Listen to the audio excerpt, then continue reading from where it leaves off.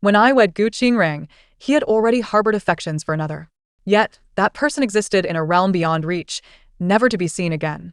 He acquiesced to his parents' wishes and married me, and although we harmonized like a well-tuned lute, a lingering regret resided in his heart. In a rebirth back to the year I came of age, he sought medical assistance for his ailing white moonlight, kneeling at every step. Meanwhile, I received a decree of marriage and willingly agreed to serve as a joyful distraction for the gravely ill crown prince. Gu Qingrang's eyes were bloodshot as he demanded answers, unaware that in my previous life, he was merely an alternative for me. On the day of my coming-of-age ceremony, Gu Qingrang appeared at my doorstep, declaring his intent to annul our betrothal. He stood straight as an arrow at the foot of the stairs, meeting my gaze through the drifting spring blossoms. In his eyes resided a calmness and depth that belied his 18 years. Gu, harbor no intentions towards the third miss and wish not to waste her life. I only hope she finds a more suitable match, each word resonating with clarity and conviction. A gathering of esteemed guests surrounded us, their astonished eyes fixed upon him. Who could forget the long-standing friendship between the Su and Gu families? My union with Gu Qingrang was deemed fitting, sanctioned by parental decree. This marriage was a bond between our two clans. Yet, he now chose to withdraw, citing mere disinterest, disregarding my dignity on the very day of my coming-of-age celebration. The spring breeze billowed his robe sleeves, revealing a slender wrist adorned with a crimson invitation, my wedding invitation. The maids on either side exchanged bewildered glances, silenced by the weight of the moment, none daring to intervene. I approached the steps slowly, accepting the invitation as I lifted my gaze to meet his. I uttered a single word. I was aware of his affections for another, his father's pupil's younger sister, Shen Shiwu. However, due to her frail constitution and humble background, the matriarch of the Gu family had never considered her, instead concealing this matter and hastily arranging my betrothal to Gu Qingrang. I and my previous life. Shortly after our marriage, Shen Shiwu passed away. Gu Qingrang received a letter penned by her hand during her illness, each word drenched in sorrow. She lamented, "Gu Lang has wronged me," and expressed her wish never to meet again in the next life. Upon reading her letter, Gu Qingrang's complexion turned ashen, and he remained silent for a protracted time, his hands clenched tightly beneath his sleeves, oblivious to the blood that dripped from his grip. Noticing his distress, I approached him gently, inquiring softly, "Husband, what troubles you?" He brushed me aside with a wave of his sleeve, his eyes ablaze with anguish. "You need not know."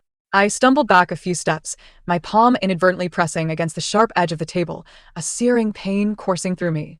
I stared at him in shock as he fixated on the letter, a solitary tear escaping the corner of his eye, an utterly uncharacteristic display of vulnerability.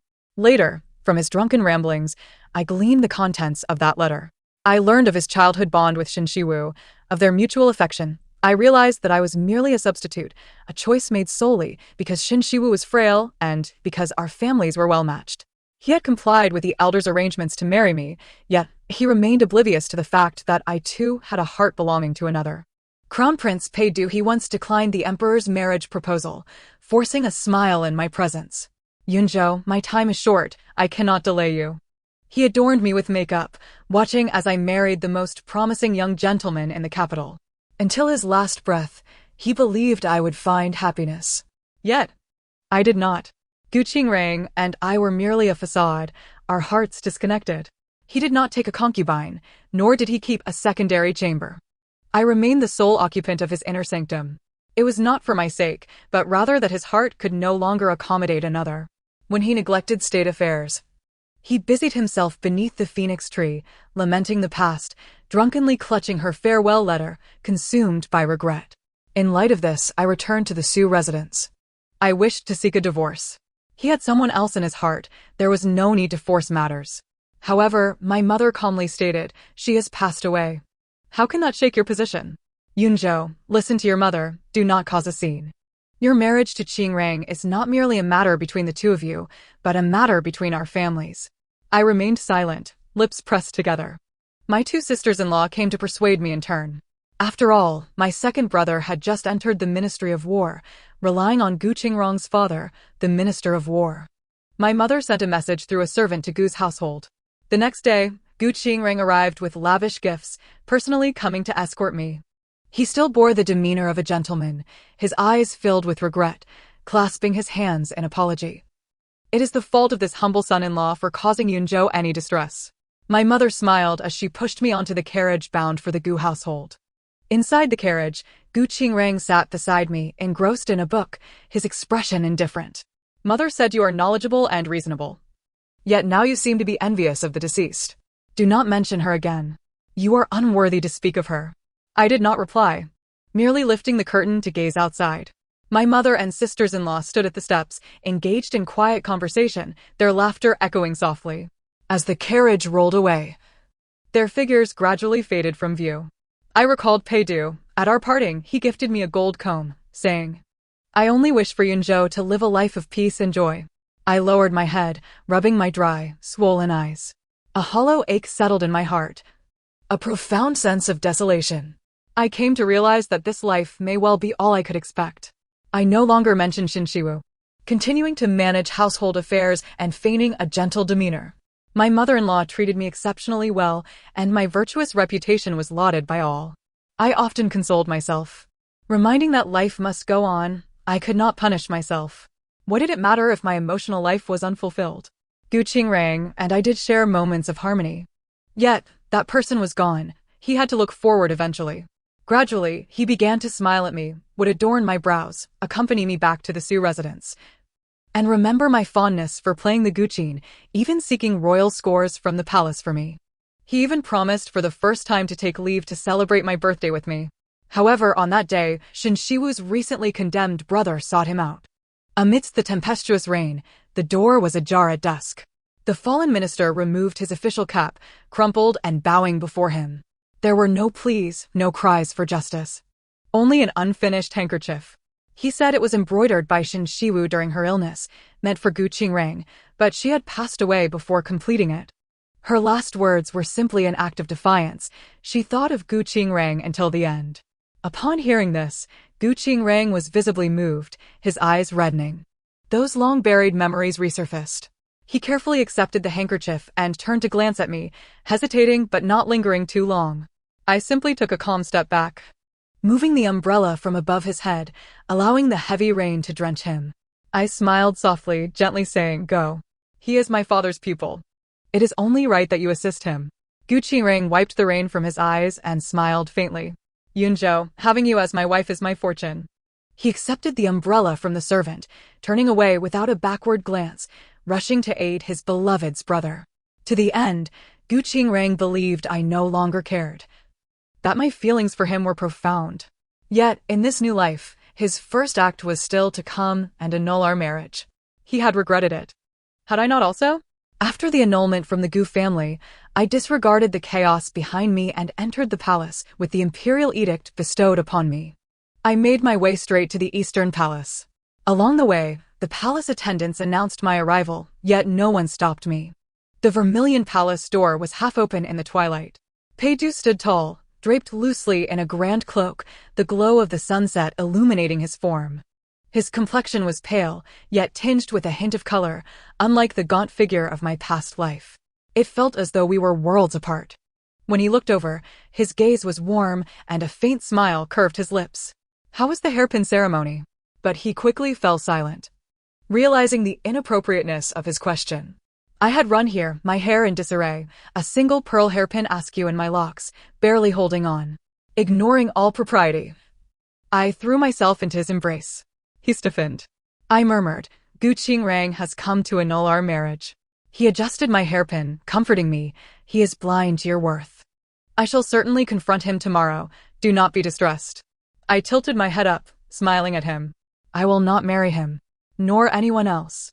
Peidu was taken aback, but then I produced the carefully folded silk from my sleeve. "Does our marriage contract still hold?" Peidu and I had exchanged fortunes and marriage certificates. However, just before the imperial decree, he had fallen gravely ill, the illness striking him down like a mountain. Gradually, he could no longer ride or draw a bow. Were it not for his status as the legitimate heir and his mother's powerful influence, he likely would have lost the position of crown prince. Peidu lowered his gaze, tightening the belt of his cloak, his fingers trembling slightly. He took 2 steps back. "Yunzhou, please reconsider. It is particularly difficult for a crown princess to remarry. If you marry me, you may end up lonely and desolate. You have always feared solitude and emptiness. I recalled my past life, my heart aching. Tears streamed down my face. When Pei passed away, I was not by his side. We were clearly two souls in tune, yet I did not know of his final pain. Nor did he know of the coldness I endured, how difficult my days became. I had traversed that road once before. In this life, I only yearn for the present. Do you no longer wish to marry me? I cried earnestly. Peidu's expression turned frantic as he snatched the marriage contract from my hands, hurriedly proclaiming, I do wish to. The imperial edict is already prepared. It can be sent to the Sioux residence tonight. We have already set several wedding dates. If you are willing. I broke into a smile through my tears. Let us choose the soonest date. Taking advantage of the palace door remaining open, Peidu led me to pay respects to the emperor and empress. The ceremonial rites and protocols were all meticulously prepared. Though the wedding date was near, it was not rushed. As the moon began to rise, Peidu escorted me from the palace. The officials of the Eastern Palace sent a plethora of gifts, filling an entire carriage. Peidu remarked, these are small items recently acquired by the Eastern Palace officials. I thought you would likely enjoy them. I smiled faintly, recalling my childhood when I served as a companion to the princess. Peidu loved to give me gifts.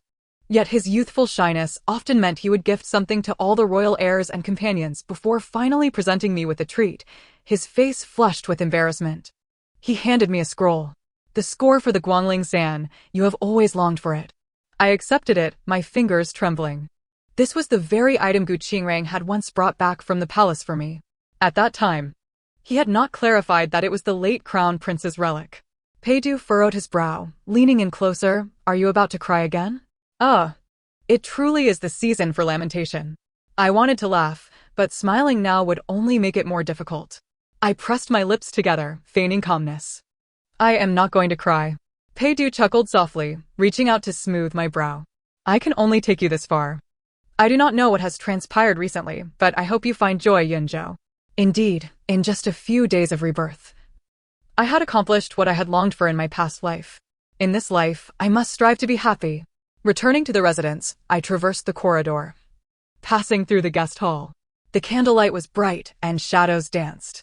Gu Qingrang and his mother, Madame Gu, were present. Madame Gu furrowed her brow, casting a worried glance my way. Yunzhou has just returned from the palace? My mother coldly snorted. Indeed, she has suffered a great humiliation today. Should she not enter the palace to report to her aunt? My aunt, the Defei, oversaw many inner court affairs and held considerable influence. Madame Gu's face turned awkward as she nudged Gu Qingrang. Go apologize to Yunzhou.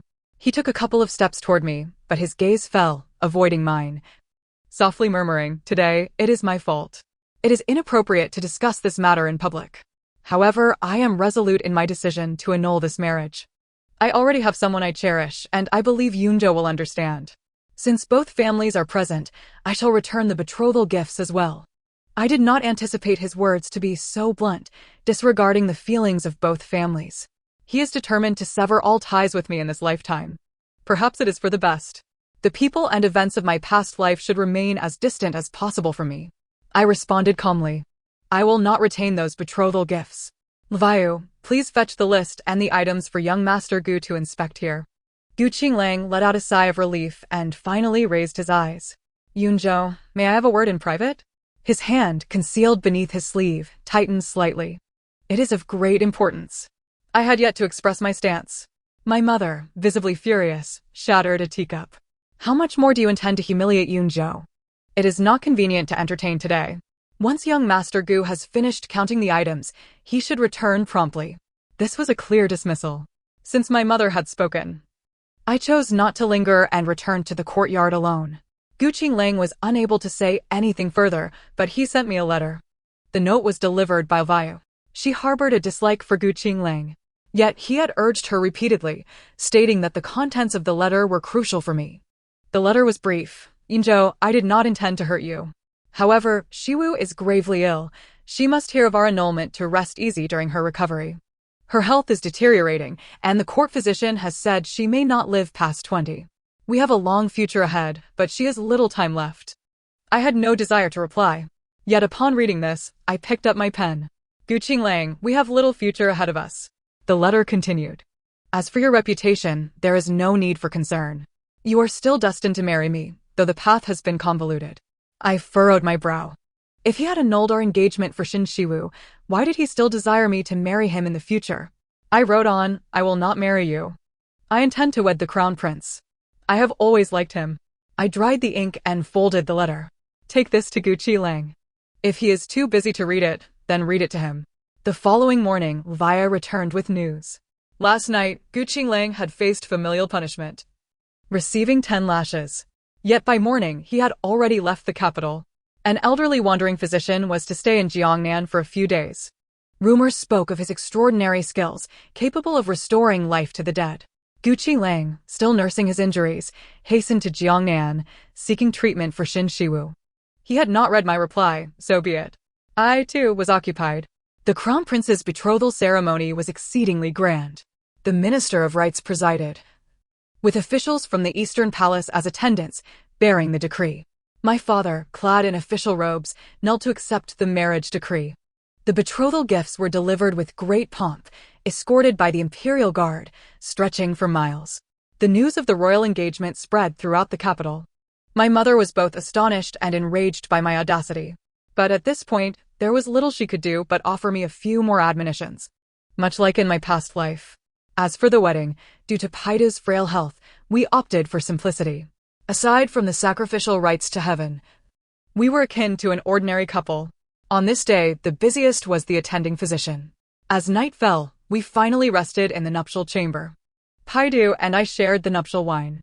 He appeared weary from the day's events, his complexion pale and his demeanor somewhat fatigued. His eyes, however, remained bright, akin to the candles illuminating the city tonight. He lifted the jade cup, circled my arm, and drank deeply. The liquid slid down his throat, and he paused slightly, setting the cup down, hesitating to say, You replaced it with medicine? I nodded earnestly. The physician advised against alcohol for you. You didn't even have time to take your medicine today. He sighed. Actually, I gazed at him. This was our wedding night. He restrained himself, refraining from uttering any ill-fated words. No matter, it's all well. I brushed away the peanuts on the bedding, pulled him down beside me, and tucked him in. Everything will be all right. The day after my marriage to Paidu, Guqing Lang returned from Jiangnan, accompanied by the wandering physician. They hurried directly to the Shin residence. The capital buzzed with gossip about Guqing Lang's deep affection for Shin Shiwu. A fortnight prior, Guqi Lang had raced to Jiangnan. The physician, however, stated, I have a rule to not treat the nobility. Guqing Lang refused to leave, instead kneeling and beseeching daily. Jiangnan was often rainy. He endured several days of rain, sustaining injuries to his knees and back. Ultimately, he collapsed in front of the physician's door, prompting the physician to relent and accompany Guqing Lang back to the capital. I dispatched someone to keep watch over the Shin residence. I had heard of the physician's reputation. In my past life, during a plague in the south, Guqing Lang was dispatched to provide relief. He witnessed the physician's skills and returned, despondent, saying, Had I known of this person sooner, perhaps Shiwu's illness could have taken a different turn. In the face of great calamity, he still held on to her. I had little desire to converse further with Guqing Lang, opting instead to assist at the clinic. Within the clinic, an elderly man with white hair suddenly looked up, fixating on the jade pendant at my waist. He asked, What is this? I caressed the pendant, a torrent of thoughts swirling in my mind. It is a gift from the palace. The crown prince's relic. I gathered my thoughts and began to meticulously review Paidu's medical records. The physician noted that perhaps due to the release of pent-up emotions, Paidu's condition had improved recently. Yet I was acutely aware. Physicians often prioritize self-preservation, cautiously prescribing for Paidu. After contemplating for a moment, I took up my pen and wrote a letter, sending it to the residence near Shin's home, where the wandering physician currently stayed. He replied swiftly, the opening line reading, I shall do my utmost. After Guqing Lang's return from Jiangnan, he frequently visited the Shin residence, attending to Shin Shiwu without leaving her side, as if they were already wed. The next time I saw Shin Shiwu was in April. Princess Yangxin adored peonies, and each April, she requested the peonies from Luoyang to be sent to her estate for public viewing. Paidu, being unwell, could not endure pollen. I had no intention of attending. He reclined at an angle on the couch, his complexion pale and brows furrowed. You should go without worry. You have attended every year. I know you enjoy such lively occasions. If you are compromising your own comfort for my sake, it would only hinder my recovery." I acquiesced to his wishes and accepted the princess's invitation. Shin Shiwu also received an invitation. In the rear garden, the peonies bloomed abundantly, their scarlet petals resembling layers of waves. Perhaps due to the physician's exceptional skills, Shin Shiwu's complexion had improved considerably. She stood gracefully apart from the crowd, still the delicate willow swaying in the wind, her brows like distant mountains, her eyes like rippling water. However, she had been bedridden for so long that no one was familiar with her, and she had no friends by her side. She glanced in my direction and slowly approached me, bowing slightly. "I have come to apologize to Sister Suzanne." The surroundings fell silent, all awaiting a spectacle. I was somewhat perplexed. Apologize? Her eyelashes fluttered gently, her voice soft. "Gucci Lang annulled our engagement for my sake, and I have felt uneasy about it. This is a token of apology for you." She extended her hand, revealing a delicate silk flower nestled in her fair palm. The petals were layered, resembling waves upon waves.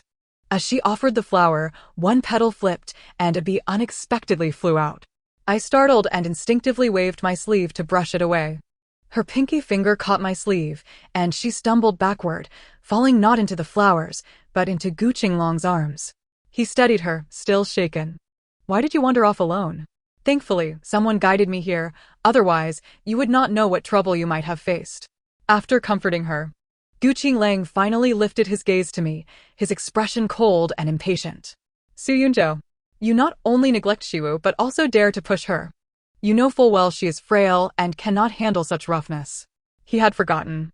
In this life, I was not his wife. I had no obligation to care for his past love, nor any need to continue compromising. I simply looked back with calmness. "What does that have to do with me? And what does it have to do with you? Gu Qinglang, on what grounds do you stand up for her today?" Gu Qinglang fell silent, as if he were facing a stranger, disbelief swimming in his eyes. After all, in my previous life, I had only caused a stir that one time. After a moment of silence, he raised his voice once more. "What status is required to stand up for a frail woman?" Everyone present witnessed it. "It was you who was aggressive and even pushed her." The second Miss Xia, standing beside me, took a step forward, fixing her gaze upon them. "I saw it all. It was Shin Shiwu who fell on her own." She reached out, tugging at my sleeve, and retreated a couple of steps. Just like this. Miss Zhao, skilled in archery, was the keenest observer. It was the silk flower she handed over that concealed a worm, which Yunzhou then brushed aside. In just a few exchanges, they reconstructed the sequence of events. Shin Shiwu's complexion turned pale, her form swayed precariously, and her eyes were rimmed with red. She covered her face with her sleeve and coughed out tears. "Enough." Gu Qingrong's gaze suddenly turned icy.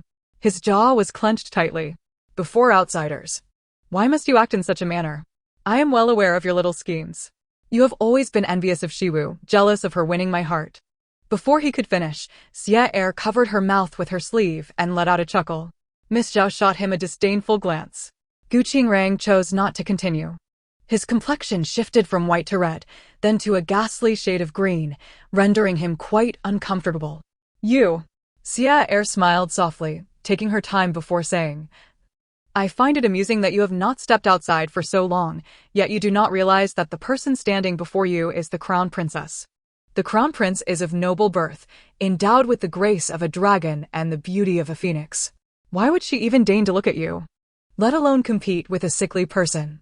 As her words settled, the color drained from Gu Qingrong's face. As if in disbelief, he repeated softly, "Crown princess? You." In the presence of so many, he refrained from revealing the truth of my rebirth. "You clearly chose me from the start." Shin Shiwu suddenly looked up at him, her face as pale as paper. Qi rang. He seemed oblivious, stubbornly fixating on me. I took 2 steps back, maintaining my distance. "My affection for the crown prince has always been mutual. The engagement with you is merely a twist of fate. Now it is simply a return to the rightful path." His eyes reddened, and he impatiently asked, "What about the past? Did you not feel even the slightest?" He faltered. I interrupted him. "No." I turned my gaze to Shin Shiwu, contemplative. "It is well known that you have an affection for Miss Shin. How about I take the opportunity to seek my mother's blessing for a marriage between the two of you?" Shin Shiwu's eyes brightened. filled with hope as she looked at me. Yet, Gu Qingrang lowered his head, his hands tucked into his sleeves, and sighed wistfully. "Thank you, Your Highness. But there is no need for a marriage proposal." Xin Shiwu's gaze dimmed gradually. In a huff, she took her leave, turning away. Her flowing sleeves brushed against Gu Qingrang's hand. He stood there, motionless, without pursuing her. I chose to disregard him as well and turned to Xiaer, smiling. "The Grand Princess has prepared some pastries and floral tea. Would you care to try?" As dusk fell, I returned to the Eastern Palace. Although there had been some friction with Xin Shiwu, I still enjoyed the company of my close friends. The twilight deepened. Pei Du waited for me outside the hall. Though tall, he appeared frail due to his prolonged illness, resembling a delicate porcelain figurine. I lifted my skirt slightly and ran towards him. He enveloped me in his embrace. My forehead brushed against the rough edge of his collar. Soft yet warm, he still felt the chill. He held me tightly, and after a while, he released me, placing a piece of paper in my hand. It was the household register of the Su family. Beneath my mother's name was a line, female Su Yunin, age 14, unmarried. I clenched my hand tightly, inadvertently crumpling the paper. I looked up at him, my eyes suddenly glistening with tears. When did I have such a sister? Pei Du lowered his eyelids, averting his gaze. "After my death, you may return to being Su's daughter. I will confer the title of County Princess upon you, ensuring your future is secure. If you have someone you admire, you may request a marriage from the Empress." I felt an urge to tear the paper in my hand, yet I hesitated, knowing it was an official document. I could only grit my teeth, anxiously crumpling it in my grasp. I vividly recalled my previous life. That year, during the bitter spring, Pei Du could not survive the early season. The palace bells tolled 27 times. Dressed in plain garments, I entered the palace alongside Gu Qingrang to mourn. Unable to contain my grief, tears streaming down my face. Upon returning home, he frowned at me, his gaze cold. "You are so distressed over the crown prince?" Recalling that moment, my voice grew faint, and tears fell one by one. "You will not die." He took the handkerchief offered by a palace attendant, cradled my face, and wiped away my tears. The more he wiped, the more tears flowed. He sighed softly. "You were never one to cry so easily. Is it because of me? Such is fate, I have long accepted it."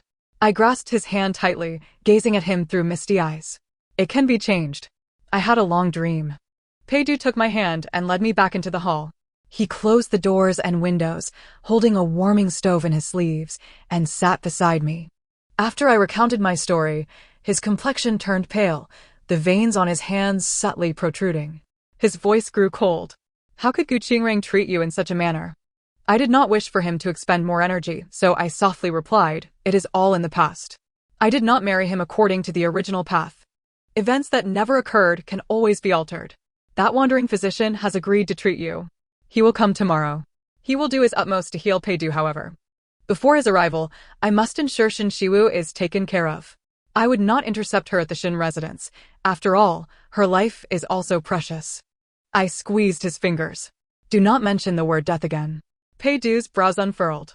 He smiled gently at me. "Very well. I shall refrain from mentioning it." The following afternoon, the wandering physician arrived. Pei Du had dismissed his formalities, yet upon entering the hall, the physician still respectfully performed a grand salute. It turned out that Pei Du had once saved a child who fell into the water while disguised during a royal outing. That child was the physician's granddaughter. Being young and having inhaled water, her vision was blurred. She did not remember his face, only recalling that her benefactor had a jade pendant adorned with gold and featuring a cloud design, embellished with red tassels. The physician did not treat high-ranking officials, fearing it would bring trouble to his family. However, he would help those who had done him a favor. The physician examined Pei Du's pulse and suddenly furrowed his brow. "Your Highness does not suffer from a strange illness. You have been poisoned. This poison is only found in Jiangnan, which is why the palace physicians could not diagnose it." I was filled with concern. "Is there an antidote?" His expression grew grave. "At present, the only solution is to counteract poison with poison. Yet, this method carries risks." I frowned, glancing at Pei Du on the bed. He met my gaze, smiling calmly and composedly. "Then let us try." The physician went to fetch the medicinal ingredients and brewed the remedy. I supported Pei Du as he drank it. He only managed to consume half a bowl before pushing the bowl away, bowing his head, grasping my hand, and beginning to cough violently. My heart felt as though it were being twisted, filled with both worry and fear. He coughed for a long while, his eyes reddening. Finally, he expelled a chunk of thick black blood. The physician standing by let out a long sigh of relief. Your Highness's body is weak. This matter cannot be rushed. Having reached this point today, you must take good care of yourself moving forward. I shall return in half a month. I stood up, instructing someone to prepare a carriage to escort him back. Thank you. Peidu's health improved day by day. His complexion became somewhat rosier, and he began attending to state affairs, even finding the energy to point out Gu Qingrong's mistakes, making him uncomfortable in court. Upon returning from the court, I waited for him at the hall's entrance, chattering, "Do not overexert yourself. The doctor said you need to rest well." He looked at me and smiled. I feel much better now. Suddenly, he swept me up in his arms, spinning me around. I wrapped my arms around his neck, burying my face in his neck. My cheeks flushed and my skirt billowing, overwhelmed with joy. A sudden, untimely voice interrupted from behind. I have seen the Crown Prince. It was Gu Qingrong. Peidu set me down, glancing at him with indifference. Minister Gu. Gu Qingrong kept his head lowered, but the curve of his neck appeared somewhat stiff. I am unaware of what offense I have committed against His Highness recently. Peidu frowned. Did you not hear?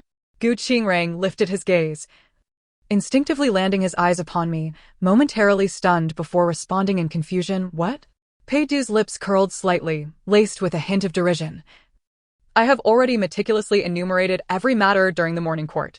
If you harbor any grievances, lay them before His Majesty. Their words remained vague, yet I possessed some understanding. Gu Qingrong's hands were tainted with guilt. He had always favored familial ties over justice.